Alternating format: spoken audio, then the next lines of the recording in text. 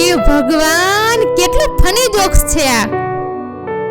અમિત, જોઉં તો કેટલું ફની જોક્સ છે આ.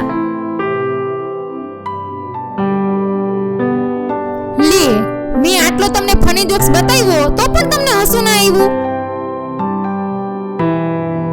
લગ્ન પહેલા તો તમે કેટલા હસતા હતા ને કેટલા ખુશ રહેતા હતા, અને લગ્ન પછી તો હાવ ખડૂસ થઈ ગયા છો તમે.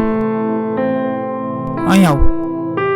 આમાં જો, લાઇટ બિલ આવી ગયું છે અને ભરવાનું બાકી છે અને 2 દિવસ થઈ ગયા છે.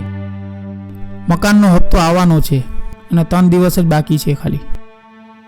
રસોડામાં ઘઉંના લોટ સિવાય કાંઈ નથી અને આ બધું અરેન્જમેન્ટ આજ જ કરવાનું છે. પગાર થવાની હજી 5 દિવસની વાર છે. હવે હસીને બતાવો. જવાબદારી હારા માણસની હસી ગાયબ કરી નાખે છે.